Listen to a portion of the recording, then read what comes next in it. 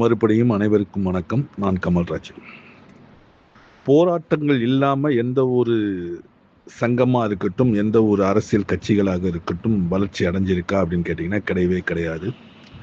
போராட்டங்கள் அப்படின்றது நம்மளோட தேவைகளை தட்டி பறிச்சிட்டு இருக்கவங்க கிட்ட இருந்தும், நம்மளோட அத்தியாவசிய தேவைகளை நமக்கு அளிக்காம இருக்கவங்க கிட்டையும் அதை பெறுவதற்காக நாம் செய்யும் அறப்போராட்டங்கள் என்பது நம்முடைய சங்கத்தை வளர்ச்சி பாதைக்கு கொண்டு போறதுக்கும், நம்மளோட விற்பனை துறையை சார்ந்தவங்களை வளர்ச்சி பாதைகளுக்கு கொண்டு போறதுக்கும் மிக உதவியா இருக்கும். நம்ம துறை வளர்ச்சிக்கு என்ன செய்யணும் அப்படின்றத கொஞ்சம் கொஞ்சமா சிந்திச்சு பாருங்க. ஒரு சில நபர்கள் மார்க்கெட்டிங்கை தவிர வேற வேலையே தெரியாத நபர்கள் இன்னைக்கு நம்ம தமிழகத்துல அதிக அளவுல நம்ம இந்த துறையில பயணிச்சுட்டு இருக்கோம். எனக்கெல்லாம் பார்த்தீங்கன்னா மார்க்கெட்டிங் தவிர வேற ஏதாவது துறைகள் தெரியுமா அப்படின்னு கேட்டிங்கன்னா எதை பற்றியும் எனக்கு தெரியாது. எனக்கு தெரிஞ்சதெல்லாம் பார்த்தீங்கன்னா விற்பனைத்துறை. எனக்கு இந்த துறை வந்து பார்த்தீங்கன்னா மிகப்பெரிய அளவில் மிகப்பெரிய வளர்ச்சிகளையும் மிகப்பெரிய பணபலத்தையும், மிகப்பெரிய பதவி பலத்தையும், மிகப்பெரிய அறிவு பலத்தையும், மிகப்பெரிய சிந்தனை பலத்தையும், மிகப்பெரிய அளவிலான பொது அறிவு பலத்தையும் எனக்கு இந்த துறை தான் கொடுத்தது. இந்த துறை மூலமாக தான் இன்னைக்கு நான் வந்து பார்த்தீங்கன்னா என்னோட சக்ஸஸ் ப்ளஸ் என்னோட மைனஸ் ரெண்டுமே இந்த துறையில் தான் நான் கற்றுக்கினது. இந்த துறை தான் என்னை வளர்ச்சி அடைய வச்சுட்டு இருக்கு. கடந்த 33 வருஷமா நான் இந்த துறையில பயணப்பட்டு இருக்கேன். இந்த துறையினால நான் வாழ்ந்துட்டு இருக்கேன். இந்த துறை எனக்கு என்ன செஞ்சிச்சு அப்படின்னு கேட்டீங்கன்னா, ஏதோ ஒரு அறிவே இல்லாம ஒரு 10வது படிச்சு ஃபெயில் ஆன என்ன ஒரு பெரிய வருமானத்திலையும் பெரிய அளவுக்கு கௌரவத்திலையும் என்னை வாழ வச்சது இந்த துறை தான். எனக்கு தெரிஞ்சு வந்து பார்த்தீங்கன்னா, நான் 10வது படிச்சுட்டு என்ன செய்யறது அப்படின்னு சொல்லி தேடிட்டு இருக்கும் போது எனக்கு வந்துட்டு பார்த்தீங்கன்னா வீட்டுக்கிட்ட இருந்த ஒரு நண்பர், அண்ணன், அந்த டயத்தில் எனக்கு அண்ணன் மிஸ்டர் காசிராஜன் அப்படின்னு சொல்றவர் என்னை வந்து பார்த்தீங்கன்னா விற்பனை துறைக்கு கூட்டிட்டு போறாரு. ஒரு ஏஜென்சியில் அப்துல் சத்தார் ஏஜென்சி அப்படின்ற இடத்துல என்னை சேல்ஸ்மேனாக ஈவினிங்கில் கூட்டிட்டு போறாரு. மண்ணடியில் நான் கிசான் ப்ராடக்ட்ல ஈவினிங் சேல்ஸ்மேனாக என்னோட லைஃபோட ஃபர்ஸ்ட் கேரியர் என்னோட மார்க்கெட்டிங் லைஃப்குள்ளே அடி எடுத்து வச்சேன். அதிலிருந்து நான் கொஞ்சம் கொஞ்சமாக பயிற்சி அடைஞ்சேன். பயிற்சி அப்படின்றது வந்து பார்த்தீங்கன்னா எனக்கு கொடுத்த வல்லுநர்கள் எல்லாருமே மிகப்பெரிய வல்லுநர்கள். ஒரு விற்பனையை நீ எப்படி செய்ய வேணும், ஒரு மார்க்கெட்டிங்கை நீ எப்படி செய்ய வேணும், ஒரு சேல்ஸை நீ எப்படி பண்ண வேணும், ஒரு ப்ரொமோட்டிங் நீ எப்படி செய்ய வேணும், ஒரு பிஓபி மெட்டீரியல்ஸ் நீ எப்படி கையாள வேணும், நீ வந்து அடுத்தவங்ககிட்ட எப்படி பேச வேணும், உன்னோட நடை உடை பாவனைகள் எப்படி இருக்க வேணும், உன்னோட ட்ரெஸ் எப்படி இருக்கணும், இப்படி பலவிதமான விஷயங்களை எனக்கு கொஞ்சம் கொஞ்சமா என்னோட மூளையில ஏற்றி என்னை வந்து பார்த்தீங்கன்னா ஒரு கருப்பு கல்லா இருந்த என்னை பட்டை தீட்டி ஒரு வைரமா மாத்தின பெருமைகள் மிகப்பெரிய நபர்களுக்கும் மிக நுட்பமாக எனக்கு கற்றுக் கொடுத்த என்னுடைய ஆசான்களுக்கும் இருக்கு. அந்த ஆசான்கள் எனக்கு கற்றுக் கொடுத்தது என்னன்னு கேட்டீங்கன்னா, நீ வந்து பார்த்தீங்கன்னா இந்த துறையில நீ ஜொலிக்கணும், நீ ஜொலிக்கிறதுனால இந்த துறை ஜொலிக்கணும், இந்த துறைக்கு நீ ஏதாவது செய், உனக்காக அந்த துறை தானா செஞ்சுக்கிட்டே இருக்கும் அப்படின்னாங்க. பல நாட்கள் போராட்டங்கள், பல பிரச்சனைகள், பல விவாதங்கள், பல எல்லாமே பண்ணி தான் நம்ம வந்துட்டு இந்த சங்கத்தை ஆரம்பிச்சோமே தவிர ஏதோ திடீர்னு உதயமானதல்ல இந்த மார்க்கெட்டிங் பீப்புள் அசோசியேஷன். தமிழ்நாடு விற்பனை பிரதிநிதிகள் நல்வாழ்வு நல சங்கம் அப்படின்றதுலேயே பார்த்தீங்கன்னா அந்த விற்பனை பிரதிநிதிகளோட நல்வாழ்வுலையும் அவங்களோட நலத்திலையும் நம்ம அக்கறை காண்றோம் அப்படின்றதுக்காக தான் அந்த சங்கத்து பெயரே அதுக்காக நான் சூட்டினேன். இந்த சங்கத்து பேரில் வந்து பார்த்தீங்கன்னா நம்ம பலவிதமான நல்ல விஷயங்களையும் பலவிதமான நல்ல கருத்துக்களையும் சொல்றதுக்காக தான் சங்கத்து பெயரையே நான் தெளிவாக யோசனை பண்ணி தெளிவாக வச்சேன். இந்த சங்கத்து பெயரை என்னால் உடனடியாக வாங்க முடிஞ்சுதா அப்படின்னு கேட்டால் தமிழ்நாடு அப்படின்ற ஒரு வார்த்தையை வச்சு நம்மளால வாங்கவே முடியல. நான் மார்த்தட்டி சொல்லிக்கிறேன், இன்னைக்கு சங்கங்கள் சொல்லிக்கிற எந்த ஒரு சங்கத்திலையும் தமிழ்நாடுன்ற வார்த்தையை முன்னாடி வச்சு தமிழ்நாடு விற்பனை பிரதிநிதிகள் சொல்லி யாராவது ஒருத்தர் ரெஜிஸ்டர் பண்ண சர்டிஃபிகேட்டை கொடுத்தாங்கன்னா நான் உங்க காலில் விழுந்து கும்புறதுக்கு ரெடியா இருக்கேன். அப்படி ஒருத்தர் கூட அந்த மாதிரி சங்கமே பண்ணல. விற்பனை பிரதிநிதிகள் சங்கம், விற்பனை பிரதிநிதிகள் நலத்துறை, விற்பனை பிரதிநிதிகள் அப்படிதான் வச்சிருப்பாங்களே கேட்டால் இந்த தமிழ்நாடுன்ற வேடை சேர்த்து வச்சிருக்க மாட்டாங்க. ஏன் அப்படின்னு கேட்டீங்கன்னா, அதாவது வந்து பார்த்தீங்கன்னா இந்த சப் ரிஜிஸ்டர் ஆஃபீஸ், இந்த ரிஜிஸ்டர் ஆஃபீஸ்லாம் போனீங்கன்னா அதில் நம்ம பதிவு போடுற சங்கத்தோட பதிவுகள் என்னத்துக்கு யூஸ் ஆகுன்னு கேட்டீங்கன்னா எந்த ஒரு விஷயத்துக்குமே யூஸ் ஆகிற ஒரு பதிவுகள் கிடையாது. நம்ம வந்துட்டு பார்த்தீங்கன்னா தொழிலாளர் நலத்துக்காக போராட்டி இருக்கோம். நம்ம தொழிலாளர் நலத்துறையில் பதிவு பண்ணணும். தொழிலாளர் நலத்துறையில் பதிவு பண்ணணும்னா தமிழ்நாட்டில் 9 தொழிலாளர் நலத்துறை அலுவலகங்கள் இருக்கு. இந்த 9 தொழிலாளர் நலத்துறையிலையும் நம்மளோட சங்கத்தோட பேர் பதிவு செய்யப்பட்டிருக்க கூடாது. அப்படி பதிவு செய்யப்படலைன்னா தான் நமக்கு அந்த பேரை கொடுப்பாங்க. யாரோ எங்கேயோ எப்பயோ பதிவு செஞ்சுட்டு அவர் செய்யறாரு, செய்யல, அமைதியா இருக்காரு, இல்லை சங்கத்தை வளர்ச்சி அடைஞ்சிருக்காரு, அதை பத்தி பிரச்சனை இல்லை. அப்படி ஒரு பேரை அவங்க கொடுத்துருந்தாங்கன்னா அந்த நம்ம பேர் நமக்கு தரமாட்டாங்க. அப்படி இடத்துல அந்த 9 இடத்துலையும் நான் வந்து அதை வந்துட்டு இல்லை அப்படின்றத நிரூபிச்சு அவங்களுக்கான அஃபிடவிட் கொடுத்து அதுக்கான எல்லா விஷயங்களையும் கொண்டு வந்து கொடுத்து அதன் பிறகுதான் இந்த சங்கத்தோட பேரை நம்ம வாங்கினா இது ஒரு நாள்ல 2 நாள்ல கிடைச்சதுல கிட்டத்தட்ட இதுக்கான போராட்டங்கள் 2 வருஷம் போராடி தான் சங்கத்தோட பேரையே வாங்கினேன். இந்த சங்கத்தோட பேரை வாங்கிட்டு நான் என்ன பண்ணிட்டு இருக்கேன்னு கேட்டீங்கன்னா, என்னால முடிந்த அனைத்து நல்ல விஷயங்களும், நல்ல நல்ல செயல்பாடுகளையும், அனைவருக்கும் தேவையான உதவிகளையும் செஞ்சுட்டு இருக்கேன். என்னோட வாழ்க்கையோட லட்சியம் என்னன்னு கேட்டீங்கன்னா, நான் கத்துக்கிட்ட இந்த விற்பனை துறையை பற்றிய செயல்பாடுகளையும், செயல்களையும், அதனுடைய திறமைகளையும், அதனுடைய வளர்ச்சிகளையும் நான் அனைவருமும் பகிர்ந்து அனைவருக்கும் உதவணும்னு நினைக்கிறது தான் என்னோட மிகப்பெரிய லட்சியம். நான் கத்துக்கிட்ட என்னோட விற்பனை திறமைகளை மற்ற விற்பனை பிரதிநிதிகளுக்கும், புதியதாக வர விற்பனை பிரதிநிதிகளுக்கும், இந்த துறையை சார்ந்திருக்க நண்பர்களுக்கும் பயிற்சி அளித்து அந்த பயிற்சியின் மூலம் அவர்களுக்கு மிகப்பெரிய வெற்றி அடைய வைக்கணும், அவங்களோட திறமையை வளர்க்கணும், அவங்க வாழ்நாள் முழுவதும் மிகப்பெரிய சாதனைகள் பண்ண வைக்கணும் அப்படின்றதுக்காக தான் நான் பல போராட்டங்கள் செஞ்சுட்டு இருக்கேன். அதில் வெற்றி அடைஞ்சிருக்கேனான்னு பார்த்தீங்கன்னா, இப்போதான் 1%லேருந்து 2% வெற்றி அடைஞ்சிருக்கேன். ஆனால் இன்னும் 98% நான் வெற்றி அடையணும்னு கேட்டேன்னா, நான் மட்டும் செயல்பாடுகள் செஞ்சால் போதாது, நீங்களும் கூட இருந்து செயல்பாடுகள் செஞ்சால் மட்டும்தான் வெற்றி அடைய முடியும்.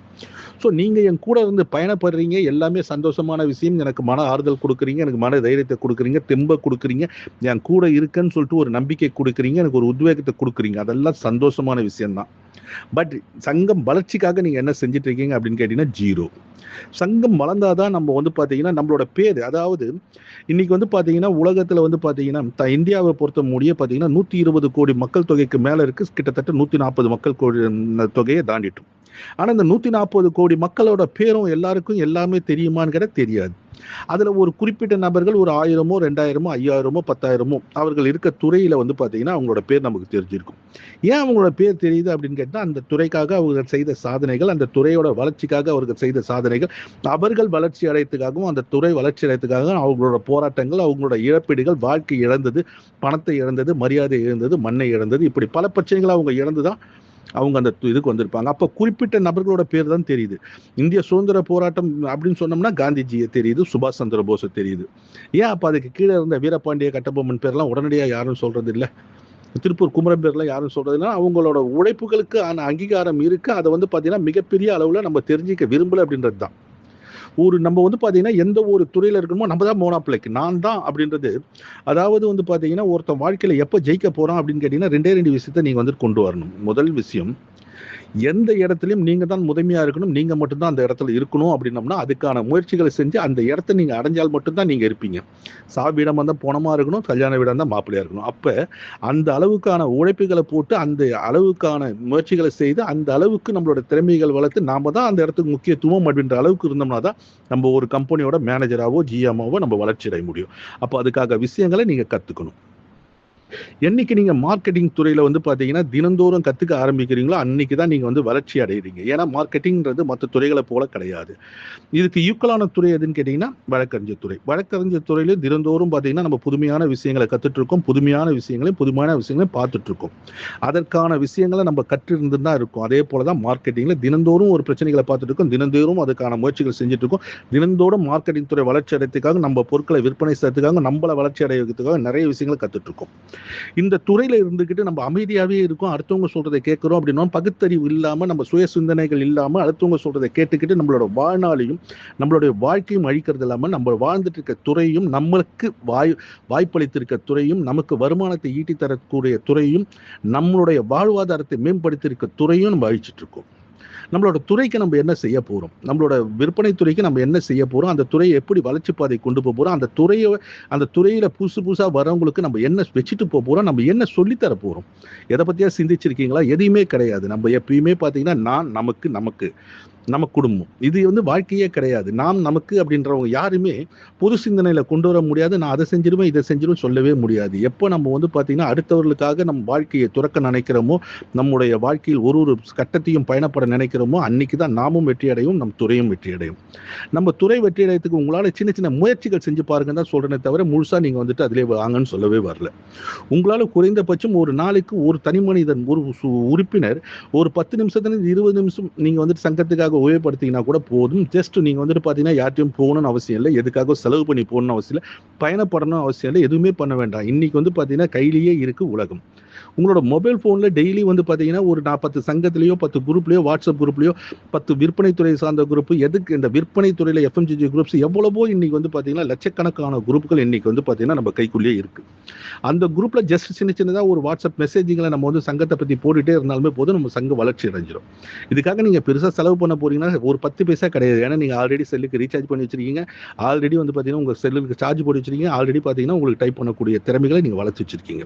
அப்போ அதை நீங்கள் யூஸ் பண்ணி ஒரு மெசேஜை டெய்லி தட்டி விட்டா கூட நம்மளோட வளர்ச்சிகள் மிகப்பெரிய அளவில் இருக்கும். ஒருவர் ஒரு நாளுக்கு ஒரு மெசேஜ் அனுப்பிச்சிங்கன்னா நம்ம சங்கத்தில் சந்தா கட்டி உறுப்பினர் இருக்க 243 பேர் 243 மெசேஜ் அனுப்புவீங்க. சும்மாவே வேடிக்கை பார்த்துட்டு இருக்க நண்பர்கள் ஒரு 2000-3000 நபர்களுக்கு மேலே இருக்கீங்க. அப்போ ஒரு 3000-4000 மெசேஜ் நம்ம சங்கத்தை பற்றி வெளியில் போகும்போது மற்றவர்கள் பார்ப்பார்கள், சிந்திப்பார்கள், இது என்ன, இதில் என்ன பயன்கள் இருக்கு, இந்த சங்கத்தினால என்ன பயன்கள் இருக்கு, நமக்கு என்ன சங்கம் செய்து நாம் என்ன சங்கத்துக்கு செய்ய வேண்டும், நாடென்ன செய்தது நமக்கு என்று கேள்விகள் கேட்பது எதற்கு, நாம் என்ன செய்தோம் அதற்கு என்று கேட்டால் நன்மை நமக்கு. நமக்கு சங்கம் என்ன செஞ்சது அப்படின்னு சொல்லி நீங்க கேட்டுட்டு இருக்க கேள்வி விட்டுட்டு நம்ம சங்கத்துக்கு என்ன செஞ்சோம் அப்படின்றத நம்ம முதல்ல யோசிக்க ஆரம்பிச்சாலுமே நமக்கு சங்கத்து மூலியமா கிடைக்க வேண்டிய பயன்கள் தானா வந்து கிடைக்கும். சங்கம் அப்படின்றது பார்த்தீங்கன்னா ஒற்றுமை அடைஞ்சு மிகப்பெரிய அளவில் வெற்றி அடைஞ்சிச்சுன்னா அரசாங்கமே நம்ம கிட்ட வந்துட்டு நமக்கான உதவிகளை செய்யறதுக்கு முன் வரும். இன்னைக்கு ஒரு நிதி அமைச்சர் வந்துட்டு ஒரு நிதியை போட போறாரு, ஒரு பட்ஜெட் போட போறாரு அப்படின்னு சொன்னோம்னா வியாபாரிக சங்கத்தை கூப்பிட்டு பேசுற அளவுக்கு ஒரு சங்கம் வளர்ச்சி அடைஞ்சிருக்கு. அந்த வியாபாரிக சங்கம் அதற்கான முயற்சிகளை செஞ்சு இன்னைக்கு வெற்றி அடைஞ்சிருக்குன்னா அதுக்கு கூட்டு முயற்சின்னு தான் சொல்ல முடியும். இன்னைக்கு ஒரு தொழிலாளர் துறைக்கு ஒரு சட்டத்திட்டங்கள் போட போறாங்க, ஒரு தொழிலாளர் துறையை பத்தி வளர்ச்சி அடைய வைக்க போறாங்கன்னா நம்ம வளர்ச்சி இருந்தோம்னா நம்மளையும் ஒரு ஆளா மதிச்சு கூப்பிட்டுருப்பாங்க. அந்த அளவுக்கு வளர வேண்டிய சங்கத்தை வந்து பார்த்தீங்கன்னா நீங்க வளர்ச்சியே இல்லாம அமைதியா வச்சுட்டு இருக்கீங்களா? உங்களுக்கெல்லாம் மனசாட்சி இருக்கா? நீங்க சங்கத்துக்காக உழைக்கணும், சங்கத்தில் இருக்க விற்பனை பிரதிநிதிகளுக்காக உழைக்கணும், விற்பனை துறை மேம்படணுன்ற ஒரு எண்ணம் கூட உங்களுக்கு கொஞ்சம் கூட இல்லையா?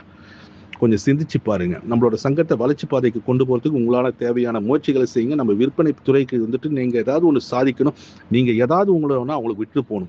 நம்ம வாழ்ந்ததுக்கான அரிசி வெடி எண்ணத்தை விட்டு போறோம். நம்ம இருந்தோம், நம்ம சங்கத்தை வளர்த்தோம், நாளைக்கு 10 தலைமுறைகள் தாண்டி கூட இந்த சங்கத்துக்காக கடுமையா உழைச்சி நம்ம வந்துட்டு இத்தனை பேர் இருக்காங்க, இத்தனை தலைவர்கள் உழைச்சதுனாலதான் இன்னைக்கு வந்து பாத்தீங்கன்னா விற்பனை துறை ஒரு வல்லமையான துறையாகவும் ஒரு சக்தி வாய்ந்த துறையாகவும் அனைத்து விஷயங்களும் கிடைக்கப்பட்ட துறையாகவும் அனைத்து சட்டத்திட்டங்களும் அனைத்து சலுகைகளும் பெறப்பட்ட துறையாகவும் இருக்குது. இத்தனை பேர் போராடினாங்க அப்படின்னு சொல்றதுல ஒரு பேரா நீங்க இருக்க ஆசைப்படலையா? அதுல ஒரு நபரா கூட நீங்க இருந்து அந்த சங்கத்தோட பேரை 4 தலைமுறைக்கு அப்புறம் உங்க பேரை சொல்றதுக்கு வந்துட்டு நீங்க விருப்பப்படலையா? நம்ம வாழ்ந்தோம் செத்தோன்றதுல என்ன சார் இது கிடைச்சிட போகுது? நமக்கு வாழ்ந்தோம், இதை சாதிச்சோம், நம்மளோட வாழ்நாள் முழுவதும் நம்மளோட பேரை சொல்லணும், நம்ம தலைமுறை நம்மளோட கொள்ளு பேரை, நம்மளோட அவனுக்கு கொள்ளு பேரை அப்படின்றவங்க கூட நம்ம பேரை சொல்லும் போது அவன் சந்தோஷப்படணும்.